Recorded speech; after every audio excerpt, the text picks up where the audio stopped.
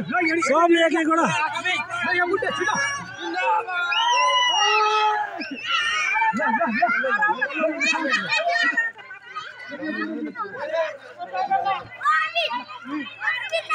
के गरे विप्लव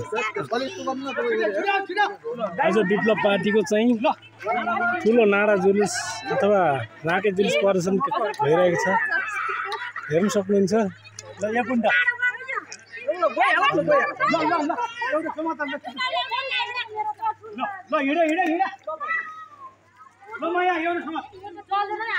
पुगेन अझै पुगेन है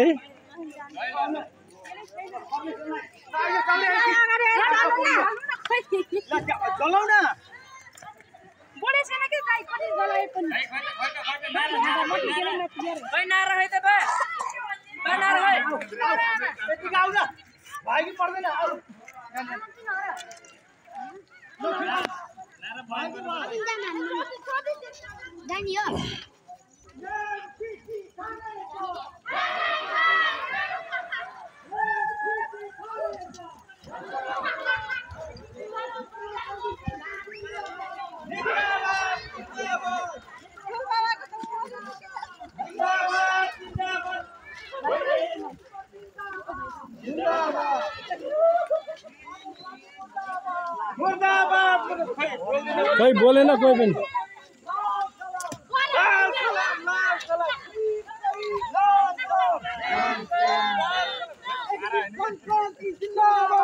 जिंदाबाद जिंदाबाद जिंदाबाद जिंदाबाद खारेज कर खारेज कर खारेज कर खारेज कर खारेज कर नेपाल कम्युनिस्ट पार्टी जिंदाबाद जिंदाबाद जिंदाबाद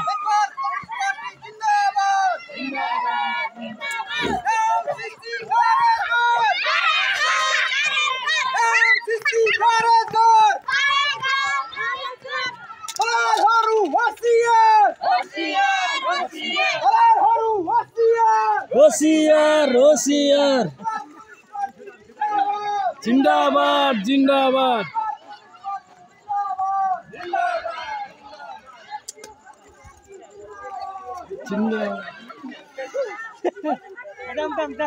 हेलो हिंदी गरम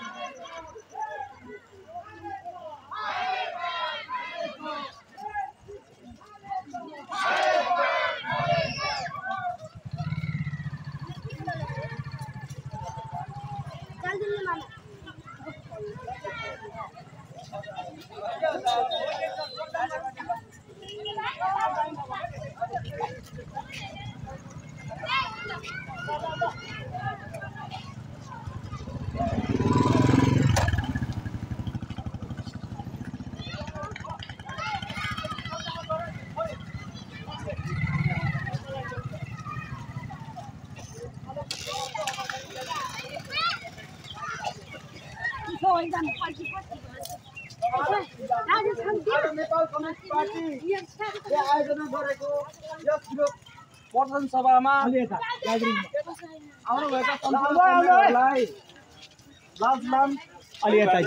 अब राकेट जुलुस कार्यक्रम सकेर अब यो सभा कार्यक्रम गर्न गइरहेको छ।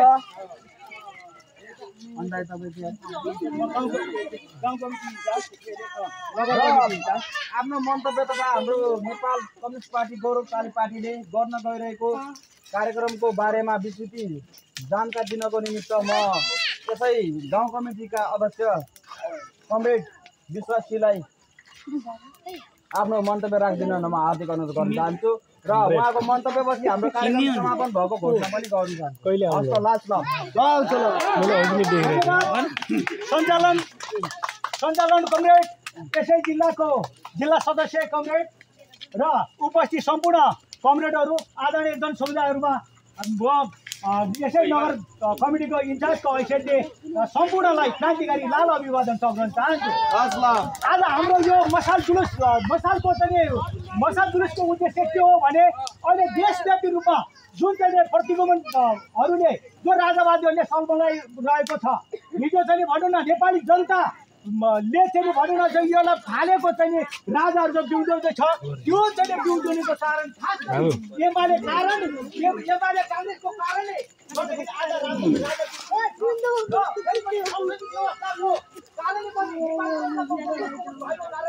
राजा आउनु पर्ने बाध्य भयो, एउटा पाइन काट्नु उसको खतम भयो रहेको थियो। त्यस कारणले गर्दाखेरि हामी सबै सजग हुनु पर्यो। यो संसदीय व्यवस्थाले पनि हाम्रो जनताको मुक्ति हुनेवाला छैन। त्यस कारणले गर्दाखेरि फेरि पनि हामी पनि यो राजा आउँदैमा हाम्रो चाहिँ नेपाली जनताको समस्या समाधान हुनेवाला छैन। त्यस कारणले गर्दाखेरि हामीले विरोधको रूपमा चाहिँ हाम्रो पार्टी नेपाल कम्युनिस्ट पार्टी विक्रमले नेतृत्व गरेको नेपाल कम्युनिस्ट पार्टी निरन्तर सडक आन्दोलन छ। हामी चाहिँ भन्नु 70बाट चुनाव बहिष्कार गर्दै आएको पार्टी फेरि पनि अहिलेको यस 84को चुनावमा फेरि यस संसदीय व्यवस्थालाई एउटा चाहिँ सङ्घर्षको पछि लिएर फेरि समाजवादी व्यवस्थाको लागि चाहिँ यस 84मा चुनावमा पनि हुँदैछ। नेपाली जनतालाई चाहिँ दियोस्। हामी नेपाली जनताको आवाजहरू निरन्तर सडकबाट चाहिँ हामीले उठाइरहेको छ। त्यसर्थमा दलालहरू चाहिँ होसियार, दलालहरूले गरेको कुलकुटीको कामले गर्दाखेरि आज नेपाली जनताले चाहिँ दुःख पाइरहेको छ। फेरि पनि नसम्झोस्, राजाले टाउको उठाउनु खोजिरहेको छ।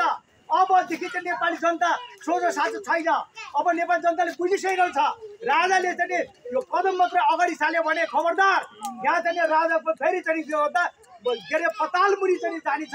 त्यस कारणले गर्दाखेरि आदरणीय जनसमुदायहरूले आफ्नो ठाउँहरूबाट के अरे अहिले चाहिँ भनौँ न पढिसकेपछि चाहिँ ब्याज दर के अरे हामी त +2 पढिसकेपछि यसको माध्यम के हो त, नेपालको रोजगार के हो त भन्दाखेरि चाहिँ विदेश जानु पर्ने बाध्य छ।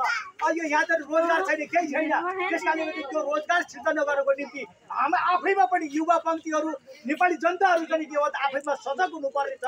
र यसको उजागर गर्नको लागि हामी सबै हामी चाहिँ एक्टिभ भएन भने फेरि पनि प्रतिवादीहरूले चाहिँ यस्तो गर्दै यसरी दुःख दिनेछ भन्ने कुरा राख्दै छोटो मन्तव्य राख्दै मेरो आफ्नो कार्यक्रम यही समापन भएको जानकारी गर्दछु। लाल सलाम।